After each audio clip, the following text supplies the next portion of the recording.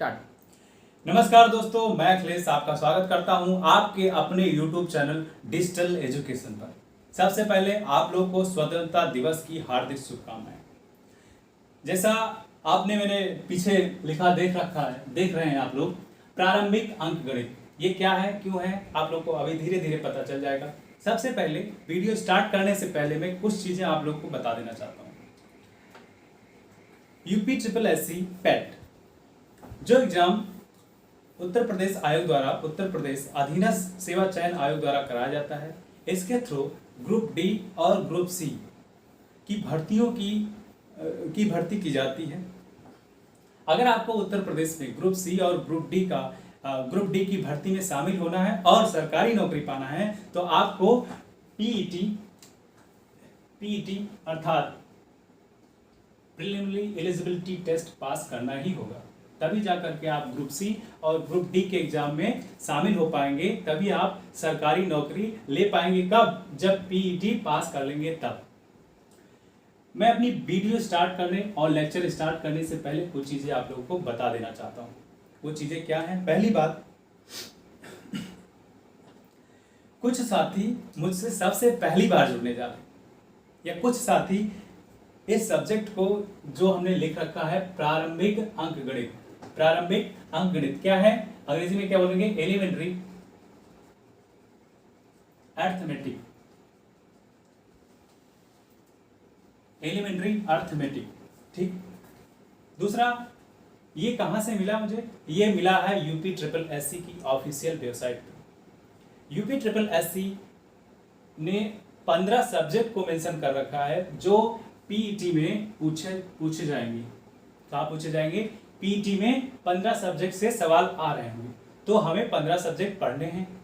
उसमें से जिससे बच्चों को सबसे ज्यादा डर लगता है, मुझे लगता है कि वो है गणित। क्या सही बात मैं बोल रहा हूं? बताइए आप लोग। बच्चे सबसे ज्यादा किस में डर रहे होते हैं? गणित में। तो आज उस डर को मुझे विश्वास है कि जब ये लेक्चर खत्म होगा तो आप देखेंगे कि उस डर से आप थोड़ा थोड़ा निजात पा चुके हैं। तो अगर डर से बचना है या डर से निजात पाना है तो क्या है? इस वीडियो को अंत तक देखना है। अब सवाल आता है किसको अंत तक देखना है, किसको स्किप कर करके देखना है। कुछ साथी गणित को पहले पढ़ चुके होंगे, कुछ साथी गणित को पहली बार पढ़ने जा रहे हैं। तो जो पहली बार पढ़ने जा रहे हैं उनको वीडियो पूरा अंत तक देखना है, और जो साथी पहले पढ़ चुके हैं तो कुछ चीजें मैं बता रहा हूँगा वो उनको आता होगा, तो वो उस पार्ट को स्किप कर सकते हैं और अपना समय बचा सकते हैं। और तीसरी चीज, पहली चीज जो पहली बार जोड़ रहे हैं, दूसरी चीज जो मैथमेटिक्स को थोड़ा बहुत जानते हैं, पढ़ चुके हैं, तीसरी चीज उनके बारे में है जो जिन्हें लगता है या जिन्हें लगेगा कि मैं थोड़ा तेज बोल रहा हूँ या मेरी स्पीड थोड़ा फास्ट है या मैं स्लो बोल रहा हूँ, तो आपको YouTube में जाना है, वहाँ सेटिंग में जा करके स्पीड को स्लो और फास्ट करने का ऑप्शन होता है, आप स्लो और फास्ट कर सकते हैं। ठीक है, अब बात करते हैं अपने मुद्दे की। क्या बात है? Elementary arithmetic. पहला जो टॉपिक इन्होंने मेंशन कर रखा है, पहला चैप्टर बोल सकते हैं, वो चैप्टर क्या है? पूर्ण संख्या, भिन्न तथा दशमलव। पूरे सिलेबस को मैंने डिजाइन किया है। आप देख पा रहे होंगे कि एक एक क्वेश्चन जो एग्जाम में आ रहे होंगे वो आप हल कर पा रहे होंगे। ठीक है, पहली बात, पूर्ण संख्या। पूर्ण संख्या मीनिंग होल नंबर। जो बच्चे इंग्लिश मीडियम वाले हैं उनको डरने की कोई जरूरत नहीं है कि मैं हिंदी में पढ़ा रहा हूँगा या इंग्लिश में पढ़ा रहा हूँगा। मैं बाइलिंगुअल पढ़ाऊंगा। जो टेक्निकल टर्म है वो हिंदी और इंग्लिश में दोनों में होंगे और बाकी चीजें हम सीख रहे होंगे हिंदी में। होल नंबर, भिन्न को बोलेंगे फ्रैक्शन, एंड डेसिमल। ठीक है, पूर्ण संख्या, भिन्न तथा डेसिमल, पहला पॉइंट उन्होंने मेंशन कर रखा है, तो क्या ये बात करेंगे अभी धीरे धीरे। दूसरा उन्होंने पॉइंट क्या मेंशन कर रखा है? परसेंटेज, प्रतिशत। प्रतिशत अर्थात परसेंटेज। तीसरा जो उन्होंने टॉपिक मेंशन कर रखा है साधारण अंकगणितीय समीकरण, सिंपल अर्थमेटिक इक्वेशन। ठीक।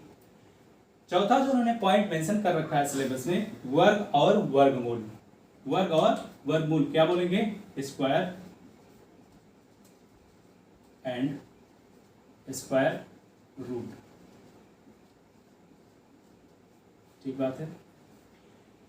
पांचवा जो उन्होंने मेंशन कर रखा है घातांक एवं घात, exponent and power, exponent and power. छठवीं जो उन्होंने बात मेंशन कर रखी है औसत। क्या है? औसत, एवरेज। तो कितनी चीजें हमें पढ़नी है, क्या यहां से क्लियर हो रहा है? पहली चीज जो हमें पढ़नी है पूर्ण संख्या, भिन्न तथा दशमलव। दूसरी चीज जो हमें पढ़नी है प्रतिशत अर्थात परसेंटेज। तीसरा जो हमें पढ़ना है साधारण अंकगणितीय समीकरण, सिंपल अर्थमेटिक इक्वेशन। चौथा जो हमें पढ़ना है स्क्वायर एंड स्क्वायर रूट। पांचवा जो हमें पढ़ना है घातांक एवं घात, एक्सपोनेंट एंड पावर। छठवीं चीज जो हमें पढ़नी है उसे एवरेज या औसत। ठीक है। अब हम इसमें एक एक करके सबको जानेंगे। ठीक। पहले हम स्टार्ट करेंगे आपका पूर्ण संख्या तथा पूर्ण संख्या, भिन्न तथा दशमलव। इस चैप्टर को मैंने दो पार्ट में डिवाइड कर रखा है। इस पूरे चैप्टर को मैंने दो पार्ट में डिवाइड कर रखा है। पहला पार्ट कौन सा होगा? पहला पार्ट आपका होगा क्या? पहला पार्ट का आपका होगा पूर्ण संख्या। ठीक।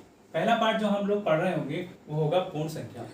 दूसरा पार्ट इसका होगा भिन्न तथा दशमलव। ठीक। इस पार्ट में भी, इस चैप्टर में भी जो हमें पढ़ना है अगर हम पूर्ण संख्या के बारे में पढ़ रहे हैं तो पहला पार्ट जो होगा पूर्ण संख्या का जो फर्स्ट पार्ट होगा उसमें हम कॉन्सेप्ट को देख रहे होंगे। क्या? Concept meaning theory. ठीक है। दूसरा जो इसका पार्ट होगा, जो पार्ट 2 होगा, उसमें क्या होगा? जो कॉन्सेप्ट हमने सीखे हैं उस कॉन्सेप्ट पे बेस जितने भी सवाल बन सकते हैं वो सारे सवाल वो कर रहे होंगे, अर्थात क्वेश्चंस होंगे। क्या होंगे? क्वेश्चंस। यहां तक बात क्लियर है? जैसे पहले चैप्टर को मैंने डिवाइड कर रखा है किसमें? पार्ट 1 और पार्ट 2 में। पार्ट 1 में क्या है? कॉन्सेप्ट। पार्ट 2 में क्या है? क्वेश्चंस है, यानी कॉन्सेप्ट पे बेस्ड क्वेश्चन। ऐसे ही परसेंटेज में अगर हम बात करेंगे तो एक पार्ट में हम देख रहे होंगे क्या? बोलो, कॉन्सेप्ट। पहले पार्ट में हम कॉन्सेप्ट देख रहे होंगे और दूसरे पार्ट में हम क्वेश्चन को कर रहे होंगे। ठीक है। तो क्या यही फंडा हम सारे में कर रहे होंगे? इससे होगा क्या? जो कॉन्सेप्ट हम सीख रहे हैं उस कॉन्सेप्ट को अप्लाई करके क्वेश्चन को भी सीख रहे हैं। जब ऐसा हम कर लेंगे तो एग्जाम में क्या होगा? आपका कोई भी सवाल छूटेगा नहीं। अब हम बात करते हैं, रोको नीतीश, पूर्ण संख्या क्या होती है? इसको जानने से पहले हमें संख्या जानना होगा, हाँ या ना? तो पूर्ण संख्या जानना है उसके पहले हमें क्या जानना पड़ेगा? संख्या जानना पड़ेगा, तभी तो पूर्ण संख्या जान पाएंगे। एक्चुअली में ये पार्ट है किसका? नंबर सिस्टम का। Number system. अब ये क्या है? ये कौन सी बला है? नंबर सिस्टम है कुछ नहीं, इसको बोलते हैं संख्या पद्धति। क्या बोलेंगे? संख्या पद्धति। ये चैप्टर है जब हम लोग तैयारी कर रहे होते हैं इसकी सीजीएल की। अब ये क्या होता है? सीजीएल की, सीएचएसएल की। जो तैयारी करने वाले हैं लोग वो जानते होंगे कि क्या है सीजीएल और सीएचएसएल। ठीक बात है। ये एसएससी के थ्रू होते हैं। किसके? एसएससी के थ्रू। एसएससी एग्जाम करवाता है सीजीएल और सीएचएसएल का। जब उसको हम पढ़ रहे होते हैं तो नंबर सिस्टम को बहुत अच्छी तरीके से पढ़ते हैं। ठीक है। जब हम सीजीएल और सीएचएसएल को पढ़ रहे होंगे तो उसमें इसको बहुत ध्यान से बहुत अच्छी तरीके से पढ़ते हैं। लेकिन यहाँ सिर्फ और सिर्फ पूर्ण संख्या की बात की गई है, तो क्या हम डायरेक्ट पूर्ण संख्या पढ़ लें? बोलिए, क्या डायरेक्ट पूर्ण संख्या पढ़ लें? तो जो पहली बार पढ़ रहे हैं तो उनके लिए तो मुश्किल हो जाएगा ना समझना। इसलिए सबसे पहले हम जानेंगे कि संख्या क्या होती है, ठीक है। और संख्या को जानने से पहले हमें जानना होगा कि अंक क्या होता है। क्या? अंक। अंक तभी तो जान पाएंगे संख्या, क्योंकि संख्या क्या होती है? अंकों से बनी होती है ना। तो हमें यहां जानना है क्या? अंक। अब देखिए अंक क्या होता है। अंक क्या होता है? ऐसे चिन्ह जिनका प्रयोग संख्याओं को लिखने के लिए किया जाता है। ऐसे चिन्ह जिनका प्रयोग संख्याओं को लिखने के लिए किया जाता है। अब भैया कौन से ऐसे चिन्ह हैं? कौन से ऐसे चिन्ह हैं? कैसे चिन्ह? ऐसे चिन्ह जिनका प्रयोग संख्याओं को लिखने के लिए किया जाता है। तो वो चिन्ह कौन कौन से हैं देखेंगे। ये तो क्या हो गया? एक व्यवहारिक डिफिनेशन हो गया। और इसको अगर हम और डिफाइन करना चाहें तो क्या कहेंगे? संख्या एक मूलभूत इकाई अंक कहलाता है। संख्या की मूलभूत इकाई क्या कहलाता है? अंक कहलाता है। इसकी संख्या की मूलभूत इकाई अंक कहलाता है, ठीक है। अब वो चिन्ह कौन से हैं? कैसे चिन्ह? वो चिन्ह कौन कौन से हैं? तो क्या 0 से 9 तक ही हमने सारे चिन्ह जान रखे हैं? तो 0, 1, 2, 3, 4, 5, 6, 7, 8, 9 और 10 कितने हो गए? अगर आप काउंट करेंगे तो कुल हो जाएंगे कितने? टोटल 10। इसमें से बात करें तो सार्थक अंक कितने प्रकार के हो जाएंगे? एक तो सार्थक, दूसरा असार्थक।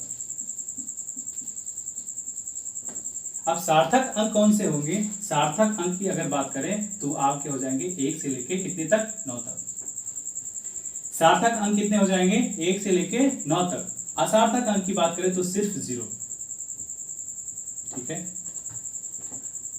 कंप्यूटर जी, चलिए दोस्तों, अभी तक हमने जाना क्या? अंक। अब जानेंगे क्या? संख्या। संख्या क्या होता है? अंकों का समूह होता है। संख्या क्या होता है? अंकों का समूह होता है। समूह की बात करेंगे तो क्या बताता है? या तो 2 बताएगा, 4 बताएगा, यानी 2 से हमेशा ज्यादा ही बताएगा। तो संख्या अंकों का समूह होता है। कितने का? 2 या 2 से 2 या 2 से अधिक। 2 या 2 से अधिक अंकों का समूह है। लेकिन कितने अंकों का? 2 या 2 से अधिक अंकों का। अगर आप गूगल पे सर्च करेंगे कि संख्या क्या होती है, तो वहां एक उसका डिफिनेशन मिलेगा कि संख्या एक गणितीय वस्तु है। तो क्या है? ऐसा है, संख्या एक गणितीय वस्तु है जिसका उपयोग गिनने में, मापने में और नामकरण करने में किया जाता है। संख्या एक गणितीय वस्तु है जिसका उपयोग गिनने, मापने और नामकरण करने में किया जाता है। गिनना तो आप लोग जानते हैं, जैसे 1, 2, 3, 4। किसी भी कमरे में कितनी कुर्सियां हैं तो आप गिन करके बता रहे होंगे। आपके घर में कितने लोग रहते हैं तो आप गिन करके बता रहे होंगे। मापने की बात अगर करें तो मापना क्या होता है? मेजरमेंट। जैसे मैंने पूछ लिया कि आपकी लंबाई कितनी है तो आप बता रहे हैं कि 5 foot 8 inch, 5 foot 10 inch, 6 feet, ठीक, या 175 सेंटीमीटर, ठीक, ऐसे बता रहे होंगे। तो क्या होता है? मापना। अब हम बात करें क्या? नामकरण भी लिखा हुआ है। नामकरण, ये क्या बात है भाई? नामकरण क्या होता है? संख्या एक गणितीय वस्तु है जिसका उपयोग गिनने, मापने, ये तो समझ में आ रहा है, गिनना, मापना, और नामकरण। नामकरण क्या? कैसे समझेंगे नामकरण? जैसे एक पंक्ति है, कोई लाइन है, इसमें क्या 20 लोग को बैठाना है। कितने लोग को? 20 लोग को बैठाना है। कोई पहले पे होगा, कोई 5वें पे भी होगा, कोई 10वें पे होगा, कोई 15वें पे, कोई 20वें पे, ठीक है। जैसे पहले स्थान पे सुरेश बैठे हैं, 5वें पे नीतीश बैठे हैं, 10वें पे शालिनी बैठी है, 15वें पे सोनू बैठी है और 20वें पे अनुराग बैठा है। ये मुझे मालूम है कि ये किस नंबर पे कौन लड़का या लड़की बैठी हुई है। अगर कोई नया व्यक्ति आता है, कोई नया व्यक्ति आता है और उसको बुलाना होगा कि 10वें नंबर पे कौन है या 15वें नंबर पे कौन है, तो उसको कैसे बुलाएगा या कैसे बताएगा? वो बताएगा 15वां व्यक्ति, 10वां व्यक्ति। ठीक है, तो उसने नामकरण क्या कर दिया? अगर हम बात करें किसकी, बोलो, अगर इसका प्लेस आता है क्या 15वां, तो अगर हम बोलेंगे 15वां व्यक्ति, तो क्या सोनू का नामकरण हमने 15वां कर दिया? हाँ या ना? ठीक, तो सोनू का नामकरण हमने क्या कर दिया? 15वां। नाम मुझे मालूम है क्योंकि मैंने ही अरेंज किया है। जो नया व्यक्ति होगा उसको क्या मालूम नहीं होगा। अगर मालूम नहीं है तो वो कैसा बुलाएगा? 20वें पोजीशन पे जो है, यानी 20वां व्यक्ति, 10वां व्यक्ति, 5वां व्यक्ति। कंप्यूटर जी फ्री। अभी हमने क्या जान लिया? संख्या के बारे में जान लिया। तो अब हमें जानना है संख्याओं को लिखना कैसे। ठीक है, संख्याओं को लिखना कैसे लिखेंगे संख्याओं को? ये क्या लिखा है? 4 6 2 9 7 7 6 2, ऐसे पढ़ेंगे क्या? बिल्कुल नहीं। तो पढ़ेंगे कैसे? दाहिने साइड से। कैसे? दाहिने साइड से। दाहिने साइड से कैसे पढ़ेंगे? देखिए कैसे पढ़ेंगे। ये होगा क्या? इकाई। ये होगा आपका दहाई। ये होगा क्या? सैकड़ा। ये क्या होगा? हजार।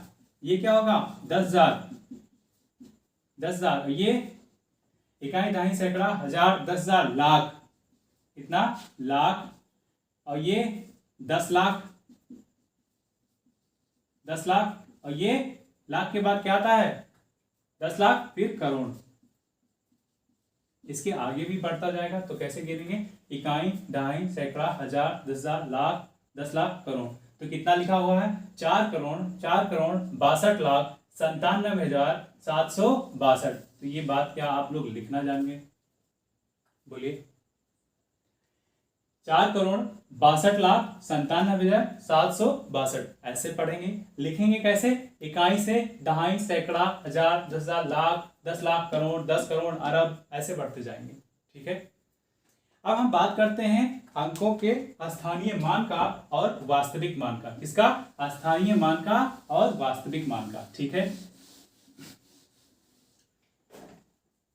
अंकों के स्थानीय मान और क्या होता है स्थानीय मान? स्थानीय मान। ठीक, और दूसरा वास्तविक मान। स्थानीय मान को प्लेस वैल्यू कहते हैं और वास्तविक मान को रियल वैल्यू कहते हैं। जैसे मैंने कोई संख्या लिख दी, क्या लिख दिया मैंने? कोई संख्या लिख दी 63 95 76। कितना? 63 95 76। देखिए कितना लिख दिया? 63 95 76। अगर मैं पूछता हूं आपसे कि 6 का स्थानीय मान कितना होगा, बताइए। स्थानीय मान और वास्तविक मान में अंतर क्या है, इसको जानेंगे पहले। ठीक है, स्थानीय मान किसके नाम से? स्थान से। किससे? स्थान से जुड़ा है, यानी ये स्थान विशेष के क्या? स्थान विशेष के कारण जो उस अंक का, उस संख्या का मान होगा वो क्या होगा? स्थानीय मान होगा। जैसे यहाँ अगर इस 6 की बात करें, इकाई, दहाई, सैकड़ा, हजार, 10,000, लाख, यानी क्या हो जाएगा यहाँ का? 6 लाख। कितना? 6 के बाद कितने जीरो? 1 2 3 4 5 जीरो। अगर इस 6 की बात करें, इस 6 की बात करें, तो इसका स्थानीय मान कितना होगा? सिर्फ 6 होगा। स्थानीय मान कितना? इसका 6। यहाँ का 6 के बाद कितने जीरो? 5 जीरो। अगर हम बात करें इसके वास्तविक मान का, तो वास्तविक मान इसके कितने हो जाएंगे? 6। वास्तविक मान कितना? वास्तविक मान 6। वास्तविक मान कितना हो जाएगा? 6। क्यों? वास्तविक मान प्लेस मान से कोई लेना देना नहीं है। वास्तविक मान का प्लेस मान से कोई लेना देना ही नहीं है, यानी स्थान कोई भी हो, वास्तविक मान बदलेगा ही नहीं। ठीक है, जैसे यहां 5 की बात करें तो 5 का वास्तविक मान 5, स्थानीय मान 500। ठीक है, तो क्या आपने संख्याओं को लिखना सीख लिया?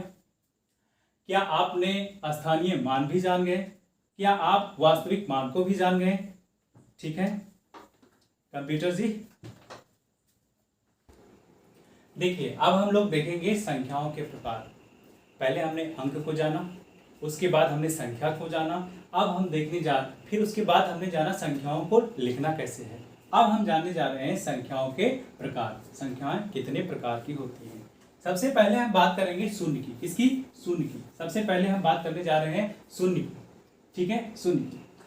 शून्य क्या है? छोटा अंक। कितना कितना छोटा? सबसे छोटा। शून्य क्या है? सबसे छोटा अंक है। ठीक है, शून्य को जोड़ने तथा घटाने पर प्रभाव। शून्य को अगर जोड़े या घटाएं तो क्या होता है? कोई प्रभाव नहीं होता। शून्य को जोड़ने तथा घटाने पर कोई प्रभाव नहीं होता। क्या होता है? कोई प्रभाव नहीं। ठीक, अब शून्य का गुणा करने पर क्या प्रभाव होगा? शून्य का गुणा करने पर भी क्या कोई प्रभाव नहीं होगा? बताइए, ऐसा नहीं है। शून्य का अगर हम किसी संख्या में गुणा करते हैं तो वो संख्या 0 हो जाएगी, अर्थात उत्तर 0 मिलेगा। तो शून्य का अगर किसी संख्या में गुणा करेंगे तो क्या पूरा संख्या ही 0 हो जाएगा। ठीक है, अगर शून्य को बाएं से लिखें या दाएं से लिखें, अगर हम शून्य को बाएं से लिखते हैं, देखिए ये क्या होगा? ये आपका दायां होगा, ये आपका दायां, ये आपका बायां। ठीक, अगर हम शून्य को दाएं से लिखते हैं, दायां किधर है? ये। ठीक है, तो क्या होगा? और अगर शून्य को बाएं से लिखते हैं, जैसे मैंने 20 लिख रखा है, ठीक है, 20 लिख रखा है, अगर हम शून्य को बाएं से लिखते हैं तो क्या अभी भी संख्या 20 ही है? यानी शून्य को बाएं से लिखने पर कोई परिवर्तन नहीं होता है, कोई परिवर्तन नहीं होता है। ठीक है, अगली बात, शून्य को दाएं से लिखने पर अगर यहाँ 50 लिखा हुआ है यानी 50 लिखा है, अगर हम 0 बढ़ा देते हैं तो क्या संख्या 10 गुना हो गई? एक 0 बढ़ाने पे 50 500 हो गया। अगर 2 बढ़ाते हैं तो क्या 1000 हो गया। ठीक ऐसे 10 गुना बढ़ेगा, 100 गुना बढ़ेगा, 1000 गुना बढ़ेगा, ऐसे बढ़ता जाएगा जितनी 0 आप दाहिने साइड लिखते जाएंगे। बात ठीक है?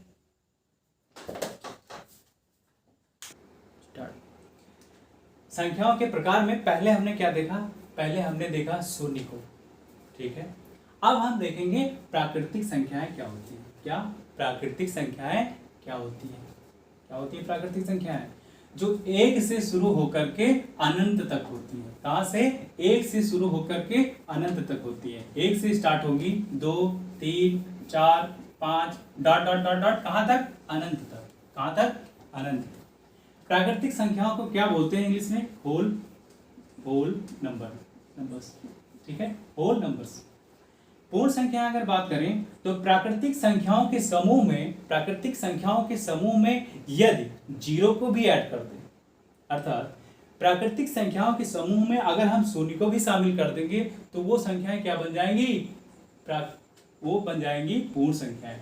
प्राकृतिक संख्याएं क्या बन जाएंगी? पूर्ण संख्याएं। कब? जब हम प्राकृतिक संख्याओं में 0 को भी ऐड कर दें। तो क्या कर दें? 0 then 1 फिर 2 फिर 3 डॉट डॉट डॉट, कहां तक? इनफाइनाइट तक। क्या ये दोनों बातें आप लोग को समझ में आ गई?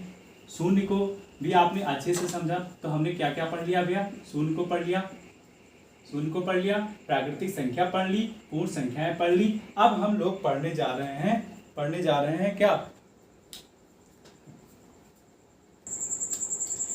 इसके पहले हमने क्या देखा? पूर्ण संख्याएं देख ली। अब हम बात करेंगे पूर्णांक। पूर्णांक क्या होता है?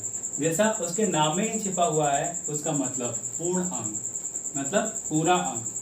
अगर मैं 2.5 लिखता हूँ, 2.5 लिखता हूँ, 2.5 लिखता हूँ, तो ये बताइए क्या पूर्णांक है? जवाब है बिल्कुल नहीं। क्या मैं 3.5 लिखूँ यानी 3.5 लिखता हूँ तो क्या ये पूर्णांक है? जवाब है बिल्कुल नहीं। 2.5 लिखता हूँ, जवाब है बिल्कुल नहीं। तो पूर्णांक है क्या? बताओ। पूर्णांक है आपका 4। क्या? 4 क्या पूर्णांक है? अगर मैं लिखता हूँ 2 तो क्या 2 पूर्णांक है? जवाब होगा बिल्कुल हाँ। अगर मैं लिखता हूं 7 तो क्या ये पूर्णांक है? जवाब होगा बिल्कुल हाँ। अब यहां से और चीज, जीरो क्या है? जीरो क्या है? पूर्णांक है कि नहीं है? अभी देखें, -3.5 लिखता हूं तो क्या है? पूर्णांक है? जवाब होगा बिल्कुल नहीं। अगर मैं 3.5 लिखता हूं तो क्या आपने देख लिया कि ये पूर्णांक नहीं है, पूर्णांक नहीं है। अब क्या करें? माइनस में हमने देखा, प्लस में देखा, अब हम बात करेंगे जीरो की, कि जीरो पूर्णांक है कि नहीं है। ठीक है, जीरो पूर्णांक है कि नहीं? तो जीरो पूर्णांक है। क्या है? जीरो पूर्णांक है।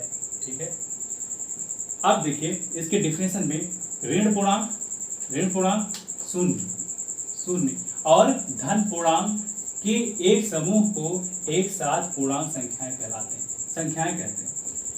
ऋण पूर्णांक, शून्य और धन पूर्णांक को एक साथ या उसके समूह को क्या बोलते हैं? पूर्णांक संख्याएं कहते हैं। यहां तक बात क्लियर है? क्या धन पूर्णांक की अगर बात करें तो +1। अगर हम धनात्मक संख्या लिखते हैं तो क्या प्लस लिखने की जरूरत है? जवाब है बिल्कुल नहीं।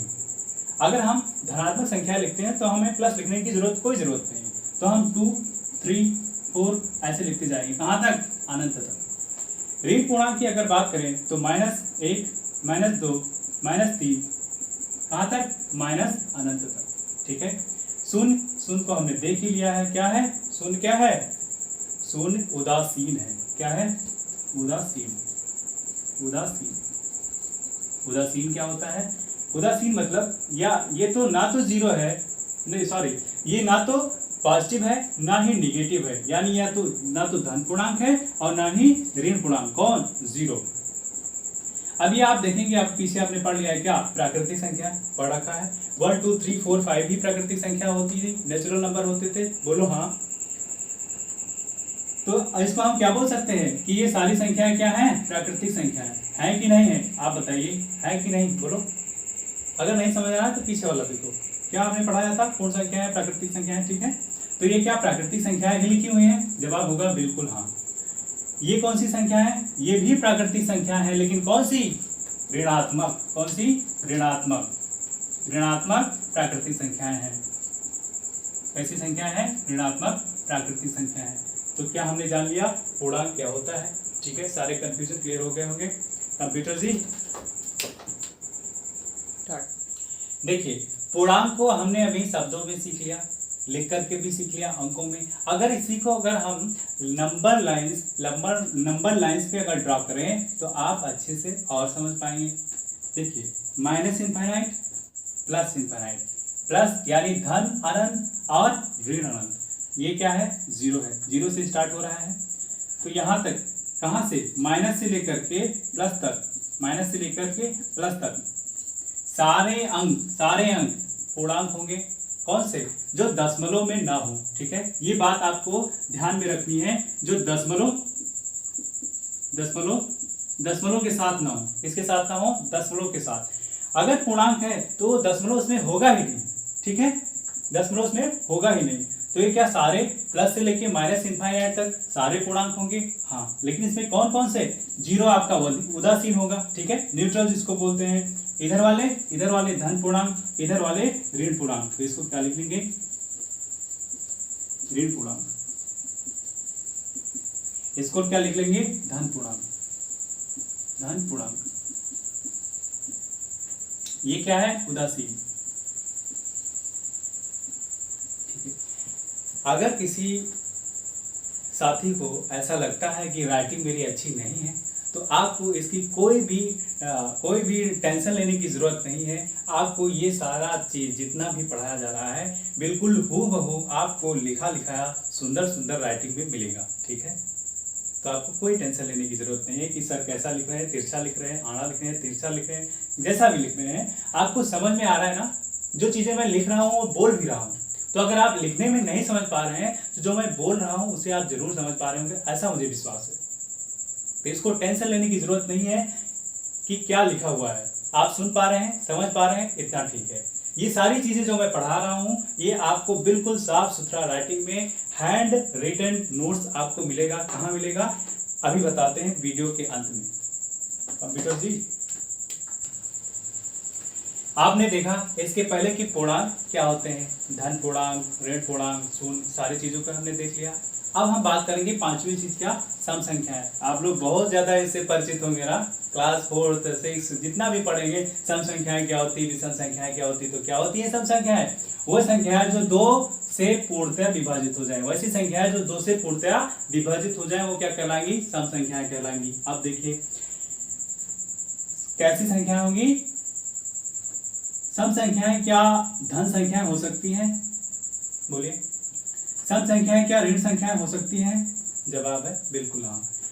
सम संख्याएं धन सम संख्याएं, सम संख्याओं को अगर हम डिवाइड करते हैं 2 पार्ट में तो कौन कौन से होंगे, पहला तो धन सम संख्याएं, तो धन सम संख्याओं में कौन कौन से आ जाएंगे, आपका 2।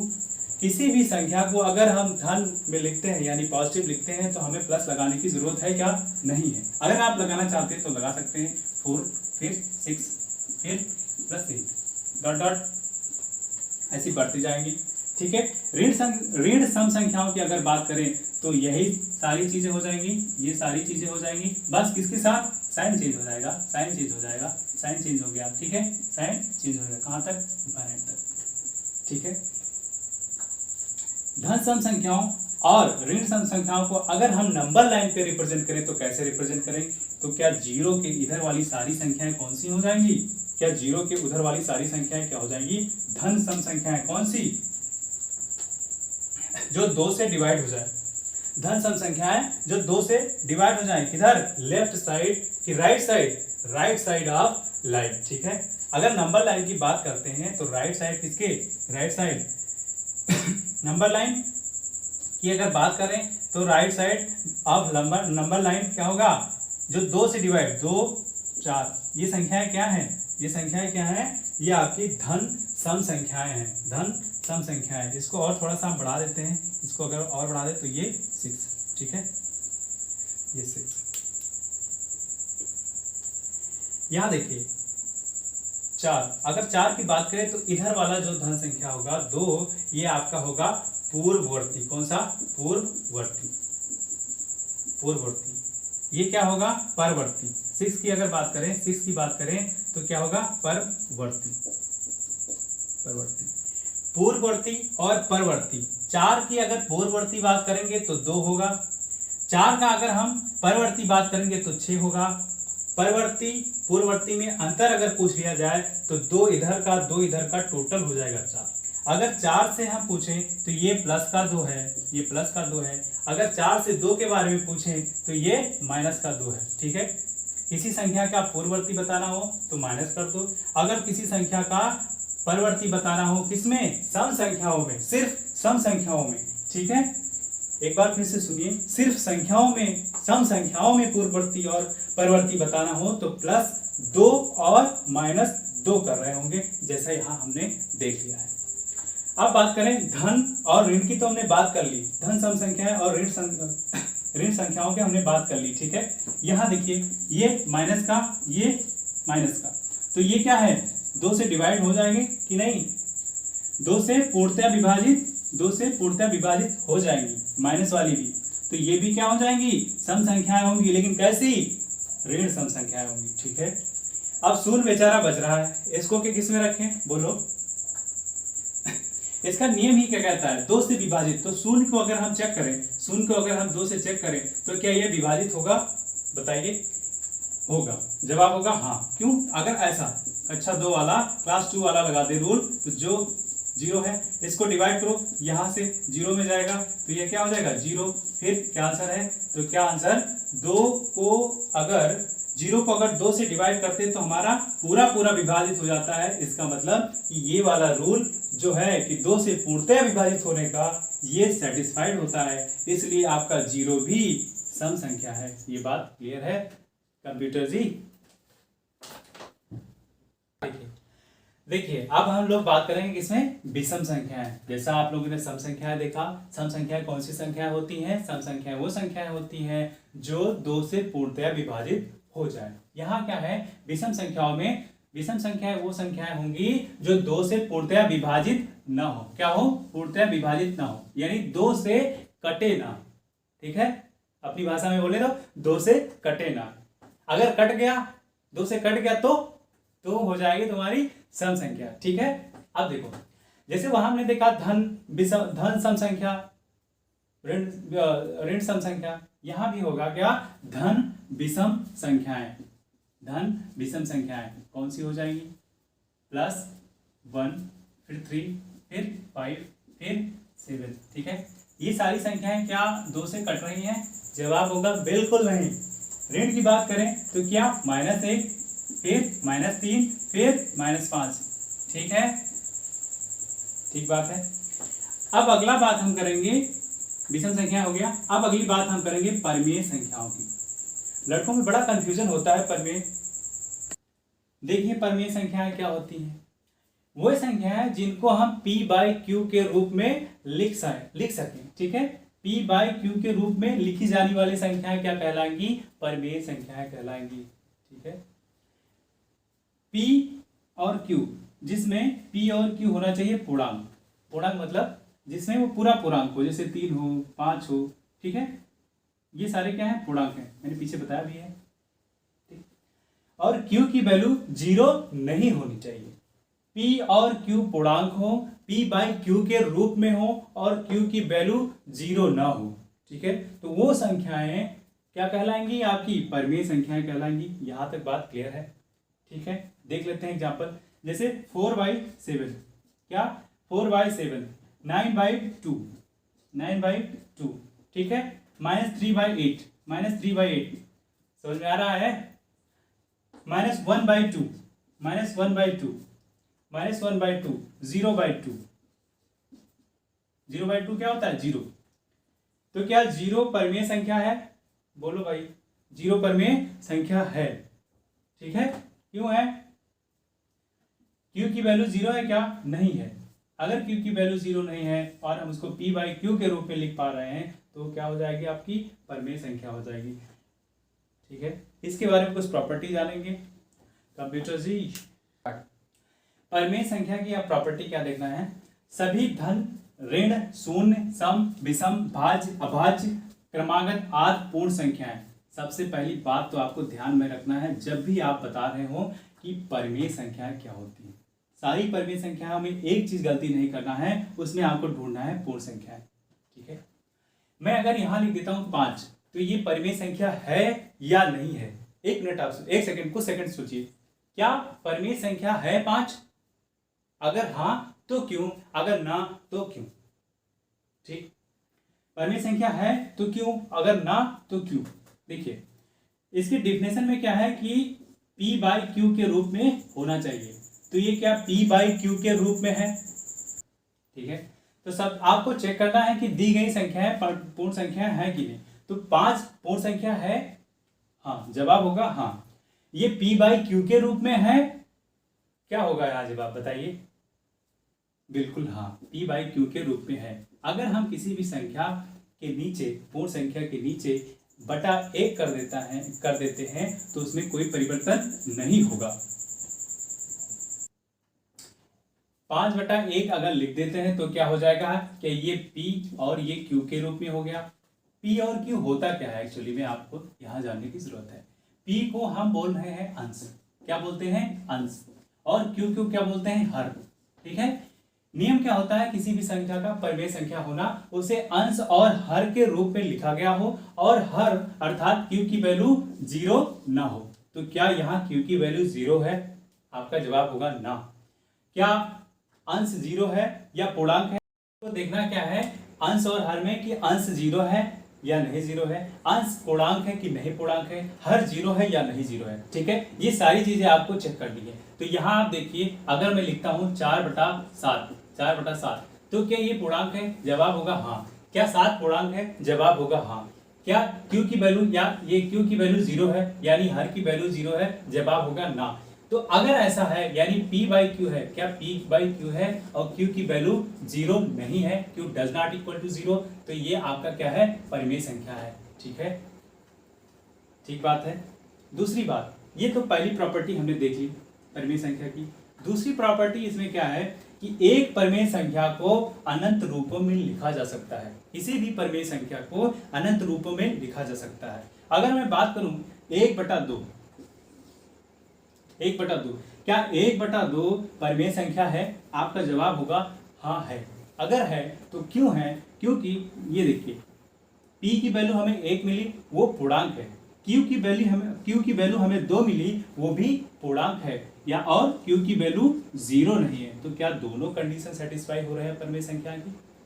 क्या दोनों कंडीशन सेटिस्फाई हो रहा है परिमेय संख्या का? जवाब होगा हाँ। अब देखिए प्रॉपर्टी क्या है, एक परिमेय संख्या को अनंत रूपों में लिखा जा सकता है। अनंत रूप मतलब कई प्रकार के, जैसे 1/2 है तो क्या हम इसको 2/4 लिख सकते हैं? क्या हम इसको 4/8 लिख सकते हैं? बोलो, लिख सकते हैं कि नहीं? यहां देखिए, और क्या 8/16 भी लिख सकते हैं। कब तक लिख सकते हैं? पता नहीं कब तक, यानी अनंत तक लिख सकते हैं। क्या इसकी वैल्यू जो ये फंडामेंटल वैल्यू है, यानी मूलभूत वैल्यू है, वो बदल रहा है? जवाब होगा बिल्कुल नहीं बदल रहा है। क्यों? देखते हैं। 2 एकम 2, 2 दूनी 4। क्या 1/2 यहां भी है? 4 एकम 4, 4 दूनी 8। क्या 1/2 यहां भी है?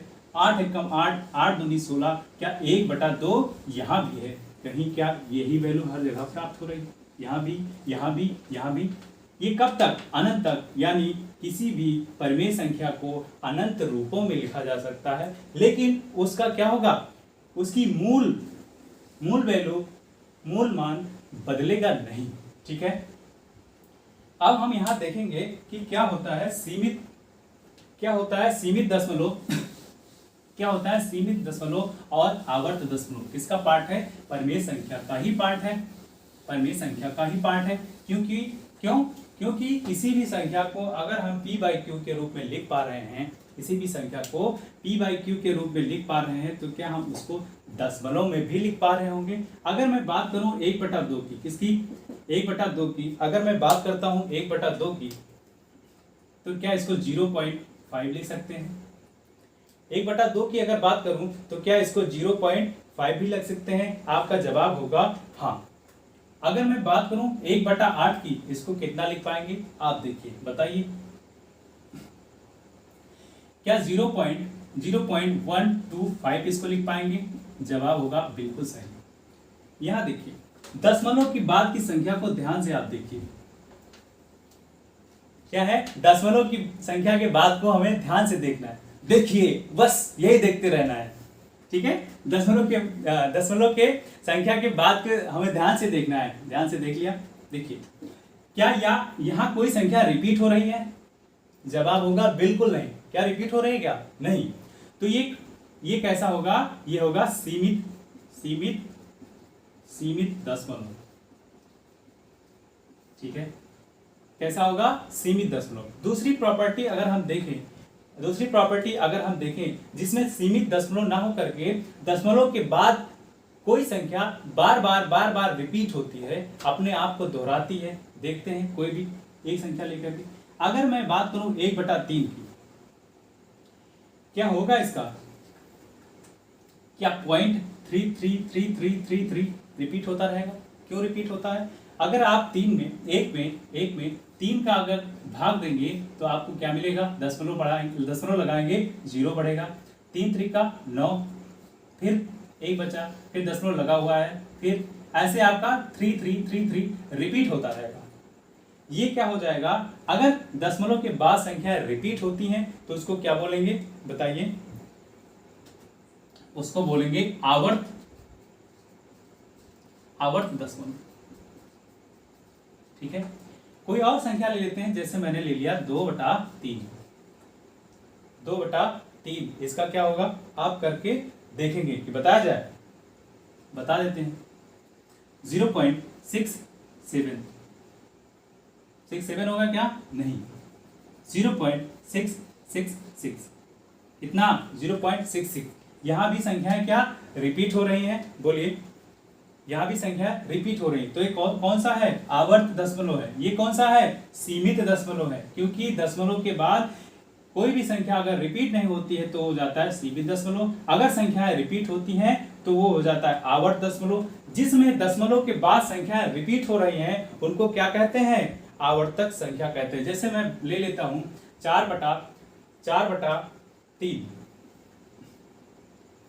4/3, इसमें क्या होगा, अगर 3 को हम 4 में डिवाइड करते हैं तो आप क्या पाएंगे, 1 3, फिर कितना यहाँ आएगा, दशमलव लगाएंगे 0, फिर 3, फिर 3, फिर 3, ऐसा आता चला जाएगा, यानी इसकी वैल्यू क्या हो जाएगी 1.333।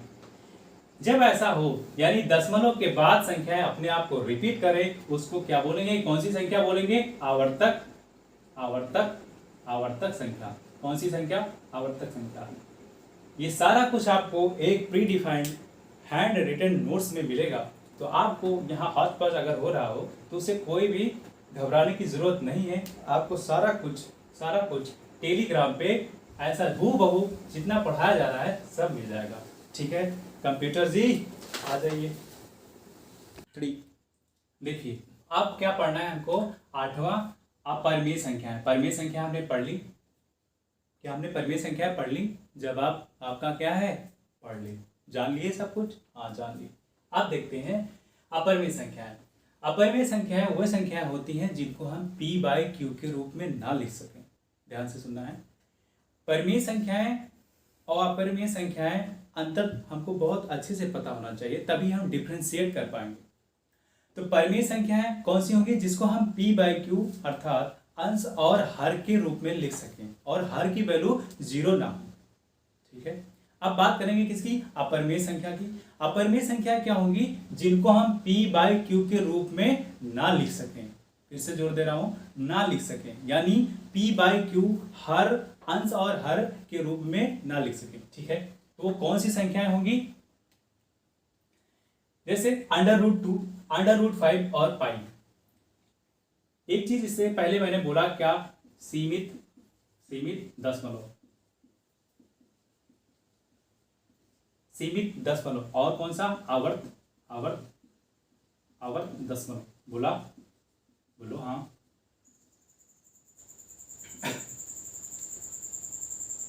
क्या बोला मैंने, सीमित दशमलव। किसका ये प्रॉपर्टी था, ये था आपका परिमेय संख्या का प्रॉपर्टी। उसमें क्या होता था, सीमित दशमलव। यहां देखते हैं दशमलव के बाद 4 1 4 2 1 3 5 6 2, क्या ये सीमित है, जवाब क्या है आपका, नहीं। क्यों, इतना बड़ा है और बढ़ता ही जाएगा, तो ये क्या हो जाएगा, सीमित दशमलव है, जवाब आपका होगा नहीं है। जैसे ही सीमित दशमलव नहीं है तो ये आपका क्या बन जाएगा, अपरिमेय संख्या बन जाएगी, ना कि परिमेय संख्या। परिमेय संख्या में तो सीमित दशमलव होता था। हाँ, अब बात करते हैं आवर्त दशमलव की। आवर्त दशमलव, ये यहां दशमलव के बाद कोई संख्या अपने आप को रिपीट कर रही है क्या, क्या दशमलव के बाद कोई संख्या अपने आप को दोहरा रही है, क्या है आपका जवाब, देखिए नहीं। अगर नहीं तो वो क्या है, अपरिमेय संख्या है। एक बार फिर से मैं बोले दे रहा हूं, क्या संख्या p/q के रूप में ना लिख सकें। दूसरी बात, सीमित दशमलव होगा नहीं होगा, आवर्त दशमलव होगा नहीं होगा। अगर ऐसा है तो आपका क्या हो जाएगा, अपरिमेय संख्या हो जाएगी। ठीक है, पाई की बात कर लें, इसमें थोड़ा सा लोगों को कंफ्यूजन रहता है कि पाई तो अपरिमेय संख्या है, तो ये 22/7 वैल्यू होती है किसकी, पाई की वैल्यू क्या होती है, 22/7। ये सटीक वैल्यू नहीं है, इसको मान लिया गया है। क्या है, इसको मान लिया गया है। अगर जैसे हमने क्या बोला, p/q इसका प्रॉपर्टी है परिमेय संख्या, तो ये क्या p/q लिखा हुआ है और q की वैल्यू 0 नहीं है। अगर ऐसा लिखा होता है तो क्या हो जाता है, तो ये है आपका परिमेय संख्या। ये आपका क्या है, परिमेय संख्या, और पाई ये है आपका अपरिमेय संख्या। आज क्लियर हो गया होगा कि परिमेय और अपरिमेय पाई में अंतर क्या है। ठीक, यहीं से एक प्रॉपर्टी निकल के आती है अपरिमेय संख्या। क्या प्रॉपर्टी, धन पूर्णांक जो पूर्ण वर्ग ना हो का वर्गमूल अपरिमेय संख्या होगी। क्या क्या बात कर रहे हैं हम लोग कह रहे हैं क्या, धन पूर्णांक जो पूर्ण वर्ग ना हो का वर्गमूल, देखिए अपरिमेय संख्या होगी। अगर हम 4 की बात करें, 4 का वर्गमूल लोगे तो इसकी वैल्यू 2 आ गई। ये पूरा वर्गमूल है, तो ये आपका अगर 4 है तो ये क्या है, 4 क्या है, 4 आपका है परिमेय संख्या। ठीक, यही अगर हम 3 की बात करें, इसका अंडर रूट 3 लेंगे तो इसकी वैल्यू ऐसा ना आकर के ये ना तो ये सीमित दशमलव में आएगा ना तो आवर्त दशमलव में आएगा, इसकी वैल्यू आएगी वो क्या होगा, दशमलव के बाद ना तो अपने आप को रिपीट कर रहा होगा और ना ही सीमित दशमलव होगा। ठीक है, जिसके कारण अंडर रूट 3 क्या हो जाएगा, ये हो जाएगा आपका अपरिमेय। यहाँ क्या आप लोग तुलना करना और डिफरेंशिएट करना जान गए कि अपरिमेय क्या होगा और परिमेय संख्या क्या होगी। ठीक है, अगर ये जान गए हैं तो आगे आगे बढ़ते हैं। वास्तविक संख्याएं, वास्तविक संख्याएं मीनिंग रियल नंबर्स। कौन सा, रियल नंबर्स। ठीक है, क्या होता है, सभी परिमेय संख्या। क्या हमने परिमेय संख्या के बारे में पढ़ लिया है, सभी परिमेय संख्या और अपरिमेय संख्या, दोनों चीजें हमने अभी पढ़ी हैं, परिमेय संख्या तथा अपरिमेय संख्या। वो सारी संख्याएं जो परिमेय और अपरिमेय होती हैं, यानी दो संख्याएं। और कौन सी, अपरिमेय और परिमेय। यानी क्या सब संख्याएं आ गई, अपरिमेय और परिमेय। इसमें देख लो, इसमें रूट वाली वैल्यू आ रही हैं, उसमें बिना रूट वाली आ रही हैं, इसमें धनात्मक ऋणात्मक सारी वैल्यू आ जा रही है। देखिए 3 0 1 3, यानी जितनी भी संख्याएं हैं दुनिया में उनको क्या बोल देंगे, वास्तविक संख्याएं बोल देंगे। क्यों कंप्यूटर जी।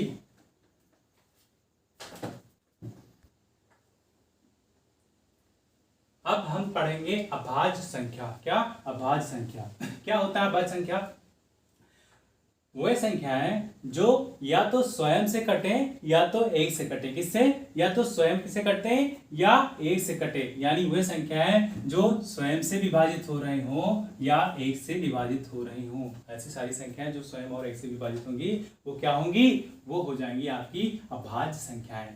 ठीक है, अगर दूसरे शब्दों में बोले तो क्या बोलेंगे कि इनके दो ही गुणनखंड होंगे। कितने, दो ही गुणनखंड होंगे। यहां देख लेते हैं, जैसे 2 लिखा हुआ है, ये किससे कट रहा होगा, या तो 1 से कटेगा या फिर 2 से कटेगा। और किसी संख्या से क्या 2 कट जाएगा, बताइए, नहीं।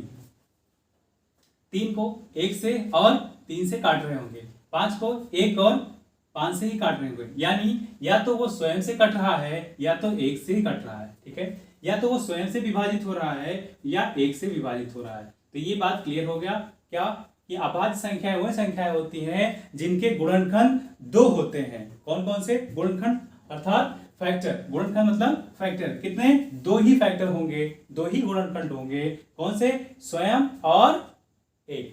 ठीक, अब दूसरी बात करते हैं, इसको क्या बोलेंगे, इसको बोलेंगे प्राइम नंबर्स। ठीक है, भाज्य को कंपोजिट, क्या, कंपोजिट नंबर्स। ठीक है, वह धन संख्या जो एक तथा स्वयं के अलावा भी किसी अन्य संख्या से पूर्णतया विभाजित हो जाए, जैसे 4 है, 6 है, 8 है, 9 है, 10 है। यहां देखते हैं, किससे, एक से और एक से भी हो, स्वयं से भी हो और किसी और संख्या से भी हो जाए। यानी अगर हम दूसरे शब्दों में बोलें तो जिसके गुणनखंड 2 से ज्यादा हो। कितने हो, 2 से ज्यादा। जैसे यहाँ 4 की अगर बात करें, 4 की अगर बात करते हैं तो इसका 1 से भी डिवाइड हो जाएगा, 2 से भी डिवाइड हो जाएगा और 4 से भी डिवाइड हो जाएगा। तो कितने गुणनखंड हो गए, 3, 1 2 4। ठीक है, यहाँ 6 की बात करें तो इससे 1 से भी हो जाएगा, ठीक है, 3 से भी हो जाएगा, 2 से भी हो जाएगा और 6 से। ये कितने हैं, 2 से ज्यादा है। यहाँ की प्रॉपर्टी क्या है, अभाज्य की, सिर्फ 2, कितने, 2 गुणनखंड होने चाहिए, 2 फैक्टर्स होने चाहिए। ठीक है, 2 फैक्टर होने चाहिए और यहाँ 2 से ज्यादा फैक्टर होने चाहिए। ठीक है कंप्यूटर जी।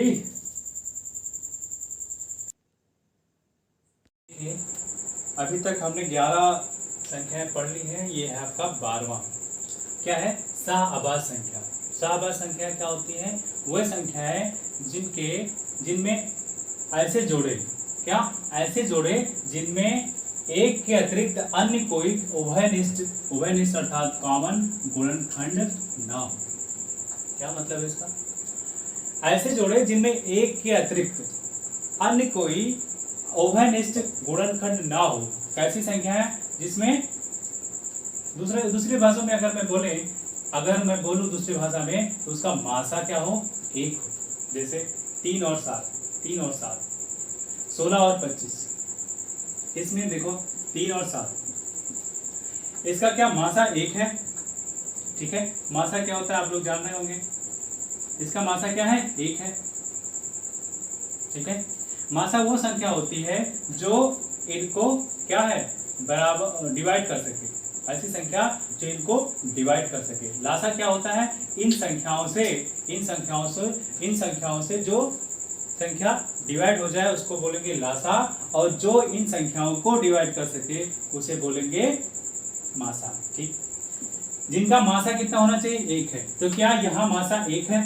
यहाँ देखिए 16 और 25, इसमें कोई कॉमन दिख रहा है क्या, कोई फैक्टर कॉमन दिख रहा है, तो जवाब होगा 1। यहाँ भी जवाब होगा आपका 1।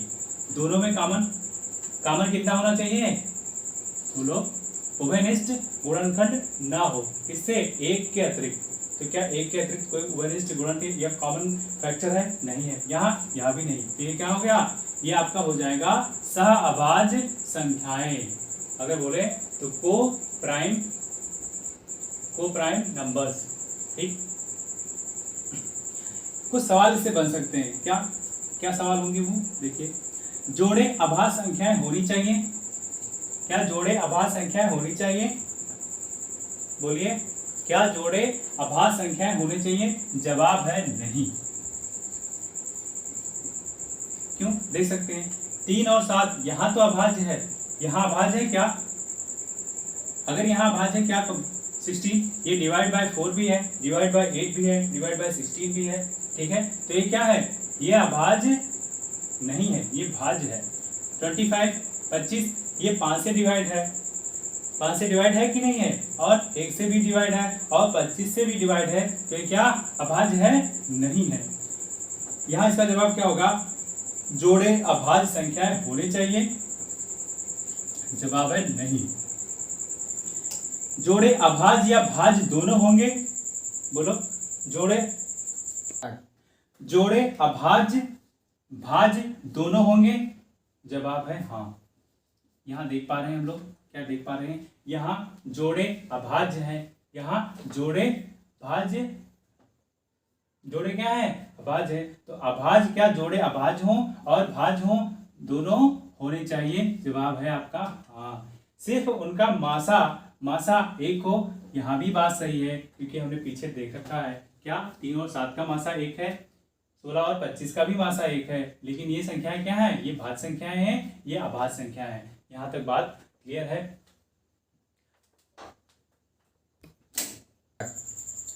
प्यारे साथियों, अभी तक हमने देख लिया संख्याएं कितने प्रकार की होती हैं, क्या हमने पूरा जान लिया कि संख्याएं कितने प्रकार की होती हैं, ठीक है। अब हम जानेंगे कि संख्याओं का विभाजन कैसे करते हैं। लड़कों को ज़्यादातर, बच्चों को ज़्यादातर दिक्कत कहाँ होती है कि संख्याएं हम काट नहीं पाते हैं, ठीक। कैसे काटें उन संख्याओं, तो किस पे डिपेंड करता है, आपका भाग आपको आता है तो आप काट पाएंगे, कैसे। उसके लिए क्या है, क्या करेंगे, उसके लिए आपको चेक करना पड़ेगा कि ये संख्या 2 से कटेगी, 4 से कटेगी, 8 से कटेगी, 3 से कटेगी, 7 से कटेगी, 9 से कटेगी, सारा एक एक करके हम देखते जाएंगे कंडीशन, ठीक है। इकाई का अंक 2 से विभाज्यता, वो कौन सी संख्या जो 2 से आराम से कट जाए, उसके लिए हमें क्या चेक करना होगा, दी गई संख्या में आपको इकाई का अंक चेक करना है। क्या इकाई का अंक क्या होगा, अगर 426 लिखा है तो ये इकाई होगा, ये दहाई, ये सैकड़ा, ये इकाई दहाई सैकड़ा, तो हमें चेक क्या करना है, लास्ट वाला इकाई का अंक अगर 0 है, क्या है, अगर 0 है या फिर सम संख्या होनी चाहिए। क्या, अगर 0 है और सम संख्या है तो आपका क्या हो जाएगा, 2 से विभाजित हो जाएगा। इसको याद कैसे रखें कि 2 की पावर 1, अगर 2 की पावर 1 करते हैं तो उसकी वैल्यू क्या आ जाएगी, 2 आ जाएगी, ठीक है। ये 1 क्या बताता है, चेक बताता है, क्या लास्ट, कौन सा चेक, लास्ट 1 डिजिट, कौन सा, लास्ट 1 डिजिट। इसके लिए हमें क्या चेक करना है, लास्ट 1 डिजिट चेक करना है, ठीक है। 4 से विभाज्यता, अंतिम 2 अंक 4 से विभाजित होंगे। 2 अंक मतलब अगर हम लिखते हैं 4264, तो कौन से 2 अंक, लास्ट वाले, इकाई और दहाई, इकाई 1 दहाई, ठीक है। चेक करना है हमें क्या, अंतिम 2 अंक 4 से विभाजित होंगे तो वो पूरी संख्या 4 से डिवाइड हो जाएगी। ठीक है, पूरी संख्या 4 से डिवाइड हो जाएगी, 4 से विभाजित हो जाएगी, या दोनों अंक क्या हो, दोनों अंक शून्य हो। जैसे मैं लिख दिया 4 से विभाजता का नियम के लिए हमें क्या करना है, लास्ट के 2 डिजिट चेक करते हैं। लास्ट के 2 डिजिट अगर 4 से विभाजता के लिए क्या करेंगे, लास्ट के 2 डिजिट को चेक कर रहे होंगे। अगर दोनों डिजिट 4 से विभाजित है तो वो संख्या 4 से विभाजित हो जाएगी पूरी पूरी। ठीक है, या फिर क्या हो, या दोनों अंक इकाई और दहाई, ये इकाई ये दहाई, दोनों अंक अगर 0 हैं तब भी संख्या 4 से डिवाइड हो जाएगी पूरी पूरी। इसके लिए क्या है, 2 की पावर 2 इक्वल टू 4, यानी 4 क्या है, 4 से विभाजता अगर चेक करना है तो क्या चेक करना है, लास्ट टू डिजिट। ठीक है, कितने, लास्ट 2 डिजिट हमको चेक करने हैं। 8 से विभाजता के नियम क्या है, अंतिम 3 अंक अगर 8 से विभाजित है तो वो संख्या 8 से विभाजित हो जाएगी पूरी पूरी। कौन सी, पूरी पूरी, कैसी, पूरी पूरी, 8 से विभाजित। और क्या कंडीशन होना चाहिए, अगर तीनों संख्याएं क्या है, जैसे मैं लिखता 8 8 000 तो क्या 8 से विभाजित हो जाएगी, हाँ, क्यों, लास्ट की संख्या क्या संख्या है, 0 है। अगर कोई संख्या इसे अंतिम अंक, जैसे लिखा है कोई संख्या है XYZ है और लास्ट क्या है, 8 है, 6 है, 4 है, तो ये संख्या क्या है, 8 से डिवाइड हो जाएगी। क्यों, क्योंकि लास्ट वाली जो है वो 8 से डिवाइड हो जाएगी। अगर लास्ट की 3 संख्याएं 3 डिजिट डिवाइड हो जाती हैं तो वो संख्या 8 से विभाजित हो गई। तो क्या जान लिया आपने, 2 से विभाजता का नियम जान लिया, 4 का जान लिया और 8 का जान लिया। 8 के लिए क्या है रूल्स, 8 के लिए चेक क्या है, 8 के लिए हमें चेक करना है 8 की पावर 3 यानी 8 की पावर 3 यानी 8। तो क्या चेक करना है, लास्ट 3 डिजिट, कितने, लास्ट 3 डिजिट। ठीक है, लास्ट 3 डिजिट। अब जानने वाले हैं हम लोग 3 से विभाजता के नियम। 3 से विभाजता के नियम, 3 से कैसे चेक करेंगे, अगर अंकों का योग, कोई भी संख्या लिखी है और उनके अंकों का योग क्या है, अगर उनके अंकों का योग 3 से डिवाइड हो जाता है तो पूरी की पूरी संख्या क्या हो जाएगी, 3 से डिवाइड हो जाएगी। देखें, कोई संख्या ले लेते हैं, जैसे मैंने ले लिया 729, क्या 729 ले लिया। रूल क्या है, समेशन, पूरा सम लेना है, 7 + 2 + 9, 7 2 9 + 9 कितना, 18।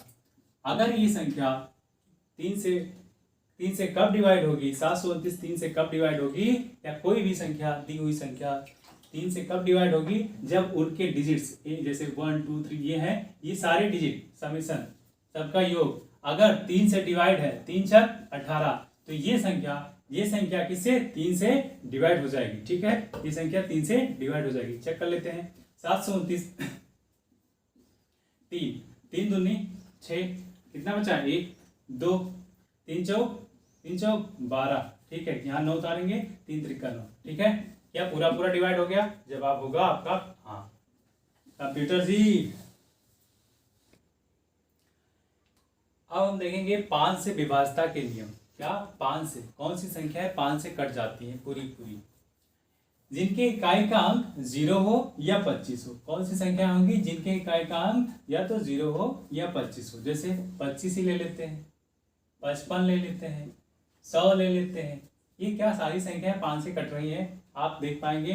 5 50 25 कट गया, 5 11 में कट गया, 5 20 में कट गया, है ना, सारी संख्याएं 5 से कट रही हैं।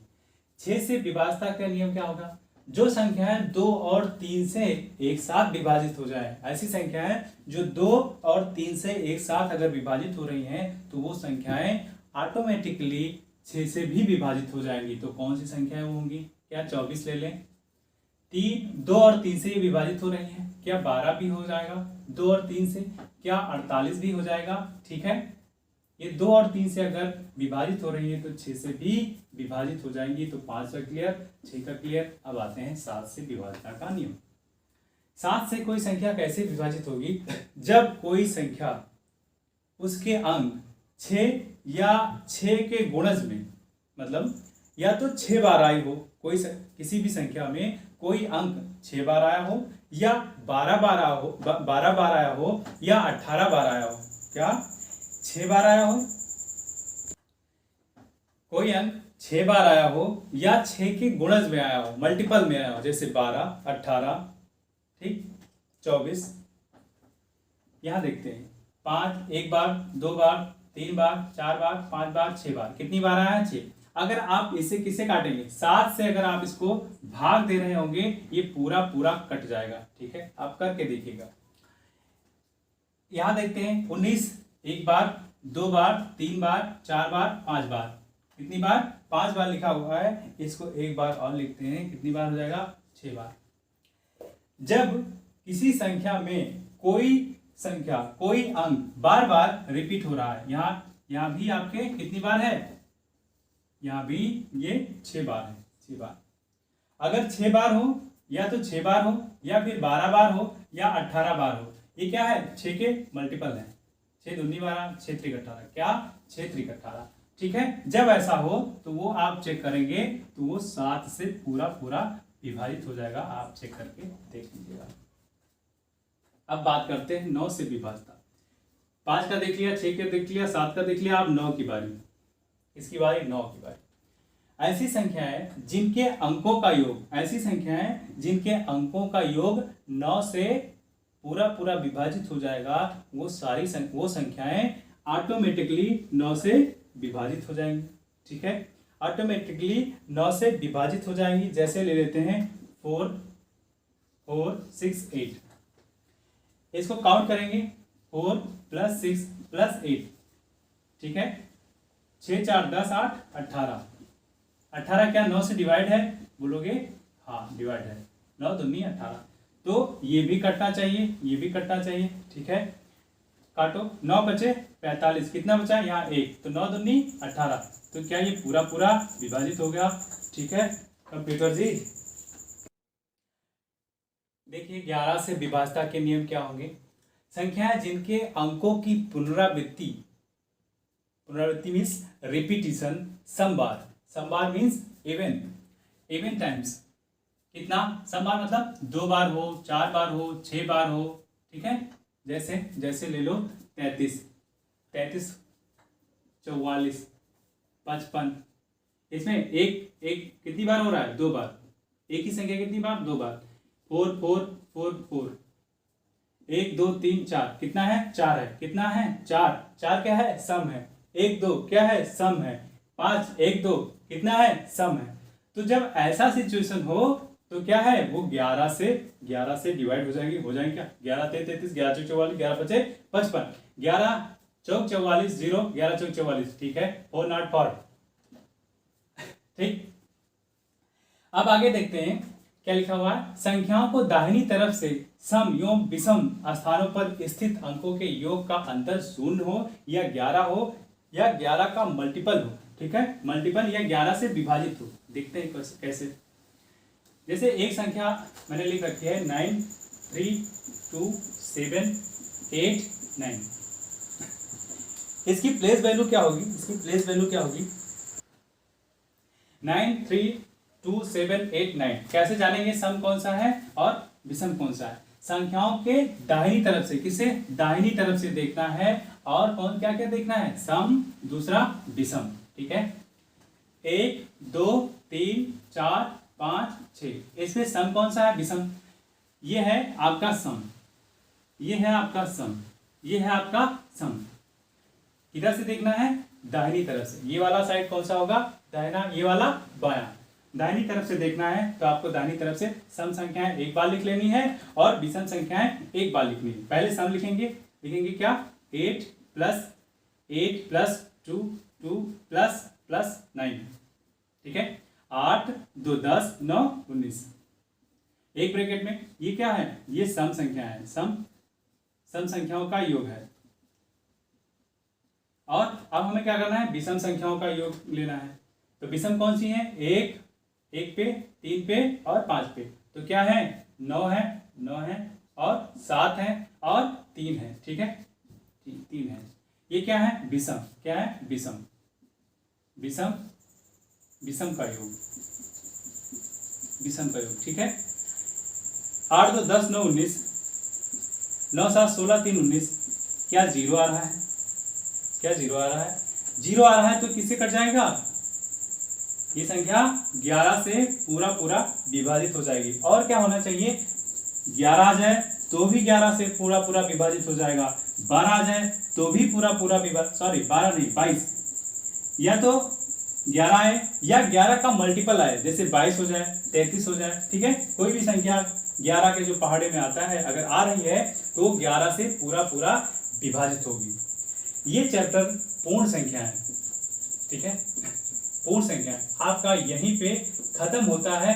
कौन सा पार्ट? कॉन्सेप्चुअल पार्ट यहीं पे खत्म होता है, ठीक है। प्यारे दोस्तों, साथियों, ये चैप्टर यहीं पे खत्म होता है, कॉन्सेप्चुअल पार्ट, ठीक है। इस चैप्टर से रिलेटेड किसी भी किताब को आप हल कर सकते हैं या फिर इससे रिलेटेड क्वेश्चन आप मॉक टेस्ट दे करके आपको अपने आप को चेक कर सकते हैं कि आप कितना पढ़ें। वैसे इसका सेकंड पार्ट जब लेकर के आ रहे होंगे उसमें इससे रिलेटेड, इस जो कॉन्सेप्ट हमने पढ़ा है उससे रिलेटेड सारे सवाल होंगे।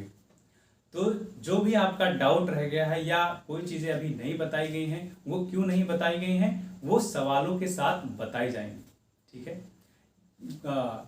कई सवालों में कहीं कहीं ट्रिक यूज करेंगे, कहीं बेसिक से सवाल हो रहे होंगे, वो सारा चीज़ आप देख पा रहे होंगे कब? जब आप हमें सेकंड पार्ट में जुड़ेंगे। आप हमसे सेकंड पार्ट में जब जुड़ रहे होंगे तो आप क्वेश्चनों के साथ खेल रहे होंगे, क्या जो कॉन्सेप्ट आपने सीखा है अभी तक, ठीक है।